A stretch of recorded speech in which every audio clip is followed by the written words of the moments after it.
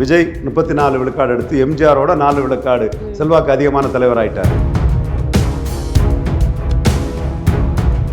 எதியூரப்பாவுக்கு BJP தலைவர் அவருக்கு 24 மணி நேரம் தான் கொடுத்தாங்க, சான்ஸ் இல்லாமல் போச்சு. எதியூரப்பாவுக்கு ஒரு நீதி, விஜய்க்கு ஒரு நீதியா? திமுக உழைப்புல, திமுக பணத்துல, திமுக ஸ்டாலின் முதல்வர்னு சொல்லிக்கிட்டு நீங்க விஜய் முதல்வர்னு சொன்னா இது அயோக்கியத்தனமா இல்லையா?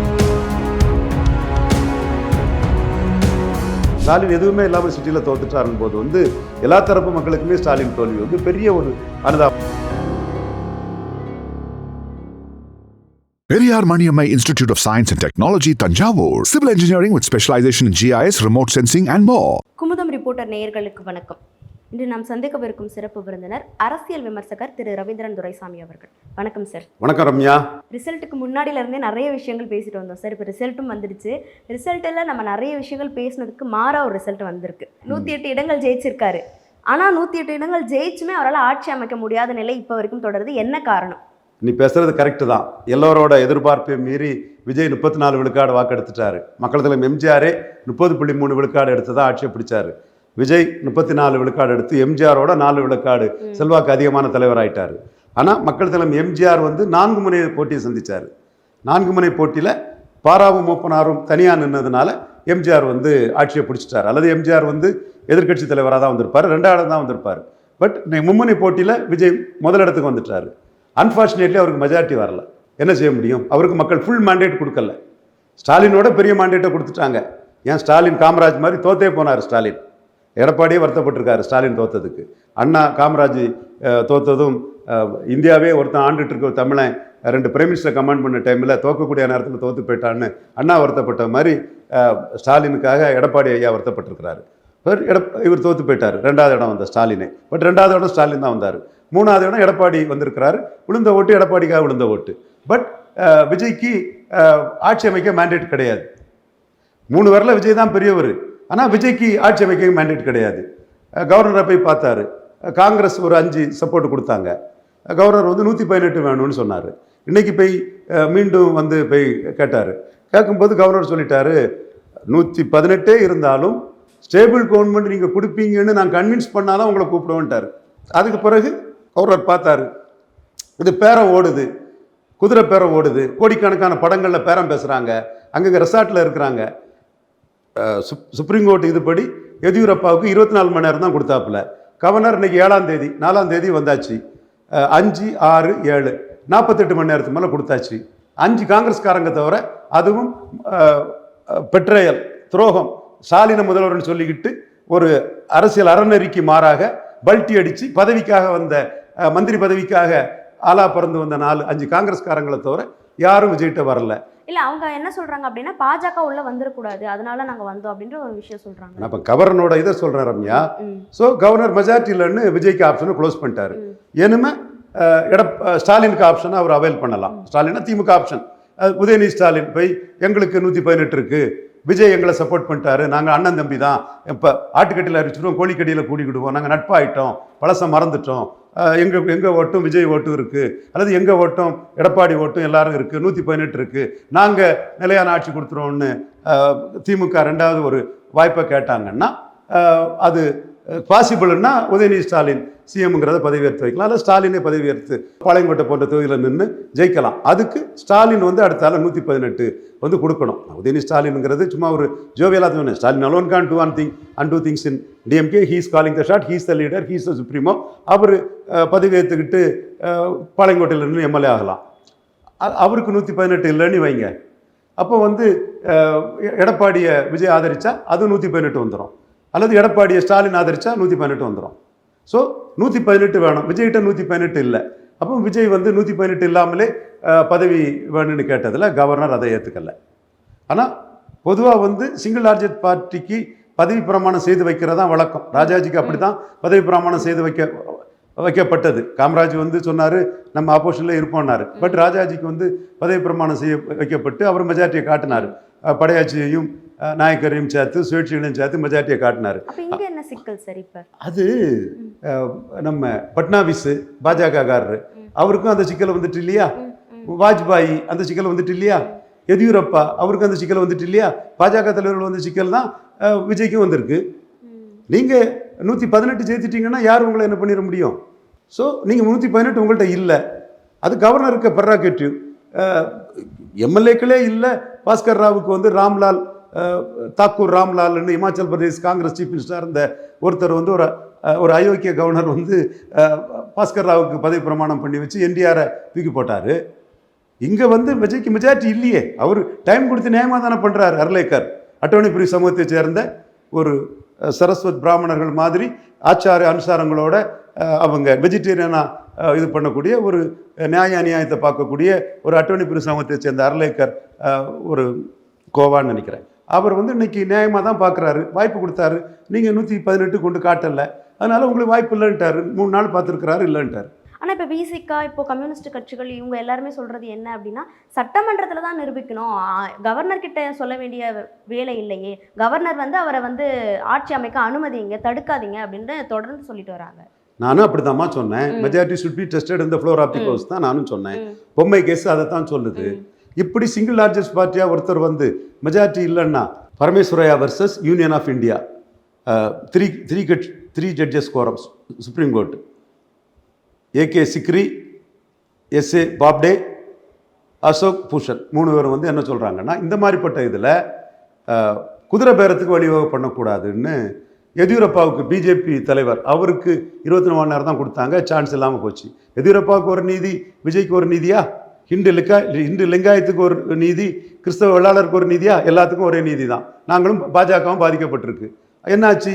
3ஆவது இடத்துல இருந்த தேவகவுடாவை, அவர் மகன் குமாரசாமி கவுடாவை, ஜேடிஎஸ்ஸை 2ஆவது இடத்துல இருந்த காங்கிரஸ் வந்து ஆதரித்து தேவகவுடா ஆட்சி அங்கே வந்தது. அப்போ முதல் இடத்துல இருக்கக்கூடிய பாஜக 3ஆவது இடத்துல இருந்த பகுஜன் சமாஜ் பார்ட்டி மாயாவதியை யூபியில் ஆதரித்த மாதிரியும் விஜயை ஆதரித்து 3ஆவது இடத்துல இருக்கக்கூடிய எடப்பாடி பழனிசாமிக்கு 118 இருக்குன்னு சொல்லலாம். இல்லை 2ஆவது இடத்துல இருக்கக்கூடிய ஸ்டாலின் எடப்பாடி பழனிசாமி ஆதரித்து 118 கொண்டு வரலாம். 118 வேணும். விஜய்க்கு 118 இல்லை. 3 நாள் கொடுத்து பார்த்தாரு, இல்லை. 4ஆவது நாள் இல்லைன்னு விஜய்க்குள்ள வாய்ப்பை, உங்களுக்குள்ள வாய்ப்பை, exploring possibility to form a government, உங்களுக்கு மெஜாரிட்டி இல்லை, கொடுக்க முடியல, இது பண்ணிட்டாங்க. ஏன் இப்படித்தான் பட்னாவிஸ் பாதிக்கப்பட்டிருக்கிறாரு? பாதிக்கப்படலை. பட்னாவிஸுக்கு மெஜாரிட்டி இல்லாமல் இருந்தது, எதியூரப்பாவுக்கு மெஜாரிட்டி இருந்தது. எல்லாம் பிஜேபி காரங்க தான். அவர் சரஸ்வத் பிராமின், இவர் லிங்காயற்று, இவர் வந்து எல்லாத்துக்கும் ஒரே நீதி தான். இவர்கிட்ட மெஜாரிட்டி இல்லைங்கிறத கவர்னர் அடிச்சிருக்கிறாரு, அவ்வளோதான். இல்லை சார், இப்போது இது 108 இடங்களில் ஜெயிச்சிருக்காருன்னா அப்போ 35% மக்கள் வாக்களிச்சிருக்காங்க. அப்போ அவங்களுடைய அந்த ஆசையை வந்து அது நம்ம நிராகரிக்கிறது மாதிரி இல்லையா கவர்னருடைய இந்த செயல்? 47 ஜெயித்த எடப்பாடியை போய் பார்த்து, அண்ணே எனக்கு சப்போர்ட் பண்ணுங்கண்ணே, நம்ம 2 பேருமே ஸ்டாலினை எழுத்தோம், தீய சக்தியை நம்ம வீழ்த்திட்டோம், உங்களுக்கு டெப்டி சீஃப் மினிஸ்டர் தரோம்னே, நான் சீஃப் மினிஸ்டர் முன்னாடி பேசியிருக்கணும். நீங்கள் ஸ்டாலின் முதல்வர்னு சொன்ன காங்கிரஸை கையில் எடுத்து பண்ணது அயோக்கியத்தனம் இல்லை. நான் விஜய் குறை சொல்லலை, காங்கிரஸ் பண்ணது அயோக்கியத்தனம் இல்லை. நீங்கள் காங்கிரஸ் காரங்க வந்து திமுக உழைப்பில், திமுக பணத்தில், திமுக ஸ்டாலின் முதல்வர்னு சொல்லிக்கிட்டு நீங்கள் விஜய் முதல்வர்னு சொன்னால் இது அயோக்கியத்தனமா இல்லையா? ராமதாஸ் இதை பண்ணால் திட்டுவீங்க. இந்த இந்திரா காந்திக்கு பேரன் ராகுல் காந்தி பண்ணால் மட்டும் யோக்கியமாயிருமா? அது இவ்வளவு அயோக்கியத்தனமான அரசியல். குருமூர்த்தி இதை தான் அடிச்சுட்டு வரோம் எல்லா இதுலையும். இதை சொல்ல முடியாத என்ன குருமூர்த்தி? என்ன பெரிய நியாயத்தை பற்றி பேசுறீங்க? இது தப்புன்னு சொல்லணும்லாங்க. அப்போ நீங்கள் என்ன சொல்லியிருக்கணும்? உங்களுக்கு மேண்டேட் இல்லை, இருக்கவங்கள நீங்கள் தான் பெரியவங்க. ஸ்டாலின் தோத்துட்டாரு, எடப்பாடி தோத்துட்டாரு, விஜய் தான் ஜெயித்திருக்கிறாரு. ஆனால் முழுமையாக ஜெயிக்கல. அப்போ 2 ஊரில் ஒருத்தர்கிட்ட ஆதரவை வாங்கிக்கிட்டு அதிகாரம்ங்கிறது மக்கள் எனக்கு மட்டும் தரல, சேர்த்து தான் தந்திருக்காங்கன்னு நீங்களும் சிஎம் கேண்டிடேட்டாக நின்றுருக்கீங்க, நானும் சிஎம் கேண்டிடேட்டாக நின்றுருக்கிறேன். உங்களை சிஎம்மாக சொல்கிறேன், நான் அவுட் சைட் சப்போர்ட் கொடுக்குறேன். அல்லது என்கிட்ட 108 இருக்குது, உங்கள்கிட்ட 47 தான் இருக்குது, நீங்கள் டெப்டி சீஃப் மினிஸ்டர் வைங்கன்னு நீங்கள் எடப்பாடிகிட்ட போய் பேசியிருக்கணும். நீங்கள் சீஃப் மினிஸ்டர் வைப்பாங்க, குதிரை பேரம் பண்ணிடலான்னா இதுதானே எதியூரப்பாவுக்கு மறுக்கப்பட்டது, இதுதானே பட்னாவிஸுக்கு மறுக்கப்பட்டது. இல்லை காங்கிரஸ் தரப்புலேருந்து என்ன சொல்கிறாங்கன்னா, பாஜக உள்ளே வந்துடும், ஆனால் பாஜக வரக்கூடாதுன்றதுக்காக நாங்கள் முந்திக்கிட்டோன்ற மாதிரி சொல்கிறாங்க. ஆமாம், கவர்னர் வந்து ஊழல் வந்துடும், அராஜக அரசியல் உள்ளே வந்துடும், முறைகேடு வந்துடும். இந்த நாட்டில் ப்ரொப்போஸ் பண்ண கேண்டிடேட்டை எய்த்து ஒர்க் பண்ணி நம்பிக்கை நாணயத்தை கெடுத்த கட்சி, நம்பிக்கை நாணயம் நாட்டில் இல்லாமல் போயிடும், நாட்டில் சர்வாதிகாரம் வந்துடும், நாட்டில் பதவிக்காக ஸ்டாலினை சிஎம்மா சொல்லிக்கிட்டு விஜய்கிட்ட போகக்கூடிய தன்மை வந்துடும். கவர்னர் அடிச்சுட்டாரு, மெஜாரிட்டி இல்லைன்னு. தேர்தலுக்கு முன்னாடி இப்போ கூட்டணி வச்சிருந்தா சரியா சார்? அவங்க என்ன சொல்றாங்கன்னா, தேர்தல் முடிவுகளுக்கு அப்புறமும் கூட்டணி மாறுறது வந்து சகஜமான வழக்கமான ஒரு விஷயம் தானே. அதுதான் அயோக்கியத்தனம். ராமதாஸ் பண்ணுனா அது முள்ள மாதிரித்தனம், இந்திரா காந்திக்கு பேரம் பண்ணா அது யோக்கியத்தனமா? அயோக்கியத்தனம் தானே. நீ ஸ்டாலின் முதல்வர்னு சொல்லிட்டு தானே எடப்பாடி விஜய்க்கு ஆதரிக்கிறீங்க. அது முள்ள மாதிரித்தனம், கேப் மாதிரித்தனம், அயோக்கியத்தனம் இல்லாமல் என்னது? குருமூர்த்தி இதை பேசாதனால தான் குருமூர்த்திக்கு நம்பிக்கை நாணயத்தை நானே கொஸ்டின் பண்ணிட்டேன், காலையிலே கொஸ்டின் பண்ணிட்டேன். கவர்னர் இதுதான் கொடுப்பாரு, நமக்கு ஒரு உள்ளுணர்வு இருந்தாலும் கூட அதுக்கு முன்னாடியே குருமூர்த்தி இவங்களெல்லாம் விமர்சனம் பண்ணிட்டு தான் இருக்கிறேன் நான். சார், ஸ்டாலின் எடப்பாடி 2 வரையும் தோற்கடிச்சிட்டாரு விஜய், பெரிய தலைவர். எம்ஜிஆரோட 4 மடங்கு அதிகம் செல்வாக்கு. உங்கள்கிட்ட 118 இருக்கா? இல்லைல்ல.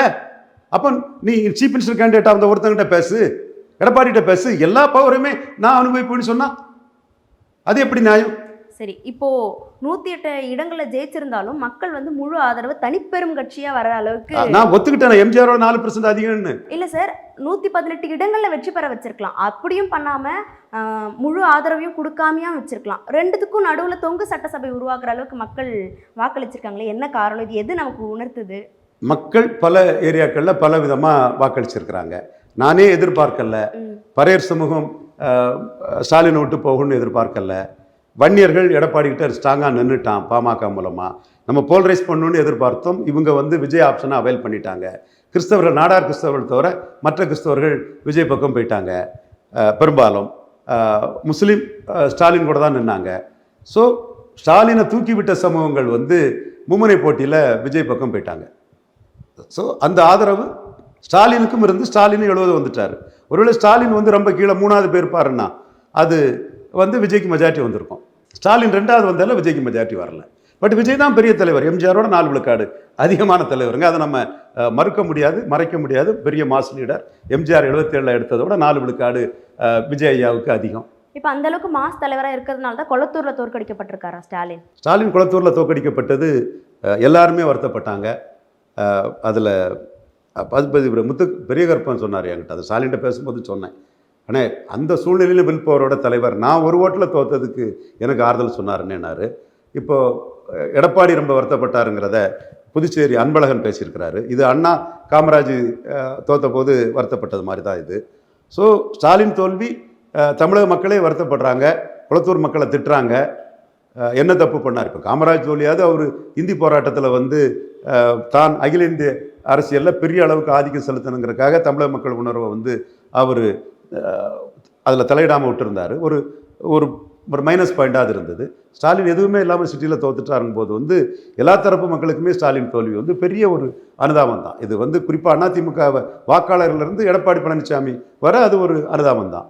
இப்போ இன்னொரு விஷயம் சொல்றாங்க, விஜய் அவர்கள் வந்து இவ்வளோ வாக்கு வாங்கிட்டாரு, வந்த முதல் சட்டமன்ற தேர்தலையே இவ்வளோ வாக்குகள் வாங்கிட்டாரு, இவர் காசு கொடுக்காமலே இவ்வளோ மக்களை வந்து கவர முடியுன்ற ஒரு விஷயத்தை உடைச்சிருக்காரு, சாதியை உடைச்சிருக்காருன்னு ஒரு விஷயம் சொல்றாங்க. இது உண்மையா சார்? ஜாதியை உடைச்சிருக்காருன்னா அது வந்து ஜாதியை விஜய் உடைச்சிருக்கிறாரு. காமராஜ் எத்தனை வன்னியரை போட்டார்? 2 வன்னியர் தானே போட்டார். என்ன பிராமணர்கள் என்ன எண்ணிக்கை இருக்குது?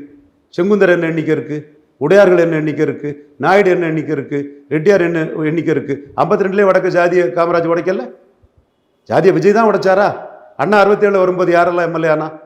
எல்லாம் முதலியார், ரெட்டியார், சிறிய எண்ணிக்கை ஜாதி தானே. எம்ஜிஆர் 77 வரும்போது யாரெல்லாம் எம்எல்ஏ ஆனா? எல்லாம் சிறிய எண்ணிக்கை ஜாதி தானே. ஏற்கனவே காமராஜ் உடைச்சிருக்காரு ஜாதியை.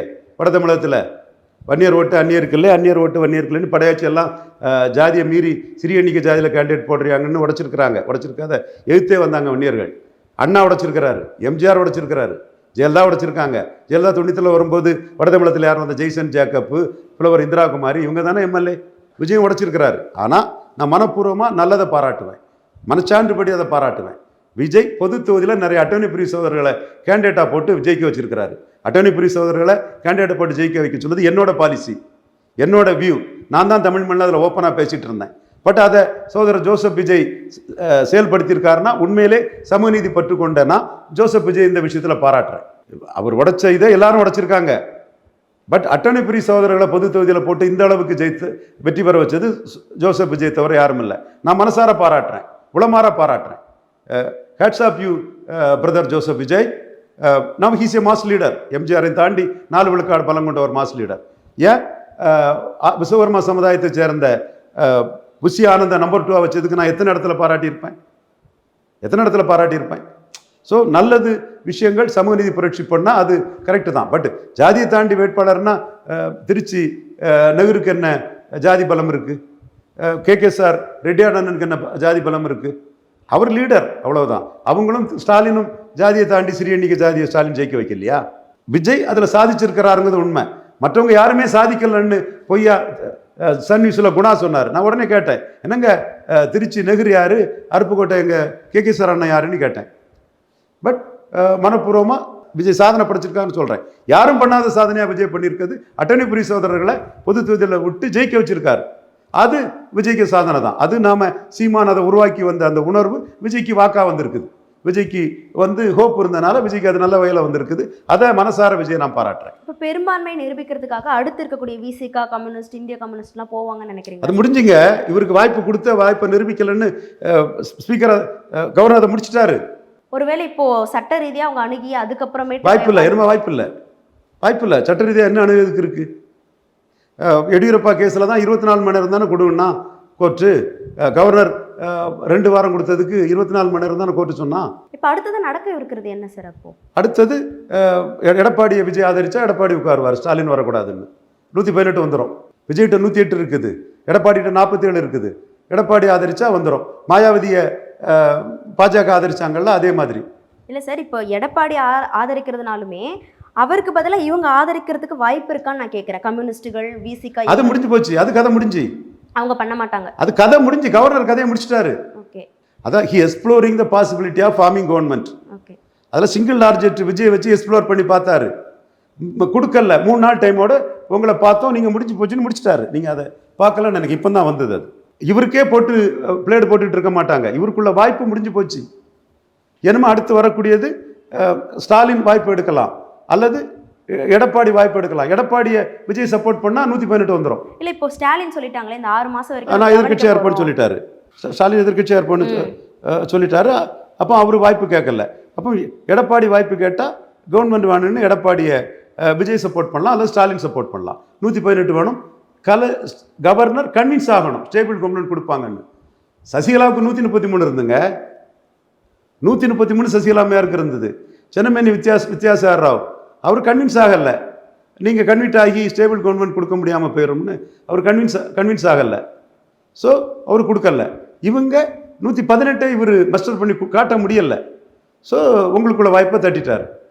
ஸ்டாலின் இதுக்கு மரியாதையாக விஜயே எங்களுக்கு மெஜாரிட்டி கிடைக்கல, நாங்கள் எதிர்கட்சியாக செயல்படுவோம், மற்றவங்க அரசு அமைக்கட்டுன்னு சொன்னால் அது குழம்பி இருக்கும், அவருக்கு ஏறி இருக்கும். அவர் சந்தர்ப்பவாத காங்கிரஸை, பச்சோந்தி காங்கிரஸை. இல்லை, இதுக்கு முன்னாடி அவர் என்ன சொன்னார் அப்படின்னா, காங்கிரஸை காசு கொடுத்து பைக்குள்ளே போட்டிருக்கு திமுகன்னு சொன்னார். இப்போ அதே திமுக கூட்டணியில் இருந்த காங்கிரஸை இவர் கூட்டணியில் வச்சிருக்காரு சார். அது நான் அவரை விட காங்கிரஸை குறை சொல்கிறேன், அவ்வளோதான். அதுதான் சார். இப்போது அந்த மாதிரி ஒரு நிலைப்பாடு எடுக்க வேண்டிய காரணம் என்ன? வேற நீங்கள் சொல்கிற மாதிரி அது மெஜாரிட்டி வரலங்கும் போது காமராஜ் 52 சொன்னார், நம்ம எதிர்கட்சியாட்டே உட்காரோன்னாரு.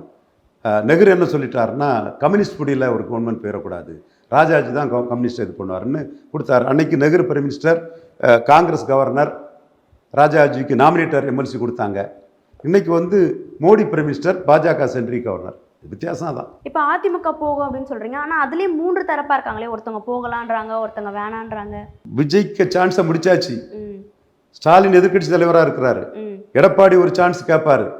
அவர் ஸ்டாலின் ஆதரவில் 118 காட்டலாம், லெட்டர் கொடுக்கணும், அல்லது விஜய் ஆதரவில் காட்டலாம்.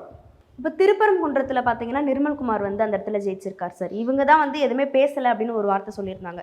விஜய் தரப்புலேருந்து எந்த விதமான வார்த்தைகளும் அங்கே வரல, அறிக்கைகளும் வரலன்னு. ஆனால் விஜய் கட்சியில் இருக்கக்கூடிய சிடி நிர்மல்குமார் அங்கே ஜெயிச்சிருக்காருன்னா என்ன சொல்ல வராங்க மக்கள் அந்த இடத்துல? போலரைஸ் ஆகலை. அங்கே இந்து கிறிஸ்டின் போலரைசேஷன் அங்கே உருவாக்கலை. கன்னியாகுமரி டிஸ்ட்ரிக்டில் உருவாயிற்று. ஆர்எஸ்எஸ் அங்கே ஸ்ட்ராங்குனால விஜய் கட்சி அங்கே ஒரு இடத்துலையும் ஜெயிக்கலை. கிறிஸ்டின்ஸ் எல்லாம் ஆர்எஸ்எஸ்ஸை தோக்கடிக்கிறதுக்கு திமுக காங்கிரஸ் தான் திமுக காங்கிரஸுக்கு போட்டுட்டாங்க. ஒரு தொகுதியில் தலவாசி தனிப்பட்ட செல்வாக்கால் சில 100 ஓட்டுகளில் அதிமுக பாஜக இதில் ஜெயித்தார். அதுலேயும் ஹிந்து கன்சால்டேஷன் அவர் ஹெல்ப் பண்ணியிருக்கோம். அங்கே போலரைசேஷன் வந்துட்டு, திருப்பரங்குன்றத்தில் போலரைசேஷன் வரல, விஜய் ஜெயித்துட்டார். இங்கே வட தமிழகத்தில் போலரைசேஷன் பறையர்கள் பாமக அணியை தோற்கடிச்சிருக்க கூடாதுங்கிற ஒரு முடிவை எடுத்திருப்பாங்கன்னா, ஜெயிக்க விடக்கூடாதுங்கிற முடிவு எடுத்து போலரைஸ் ஆகிருக்கும்னா அது விக்கிரவாண்டி இடைத்தேர்தல் மாதிரி ஆகிருக்கும். அந்த போலரைசேஷன் வராதனால பறையர் சமூகம் அதிக அளவு விஜய்க்கும், முதலியார்களும் வன்னியர்களும் போட்டு விஜய்க்கும் கணிசமான சீட்டு வட தமிழகத்தில் வந்துச்சு. Periyar Maniammai Institute of Science and Technology, Tanjavur. Civil engineering with specialization in GIS, remote sensing and more.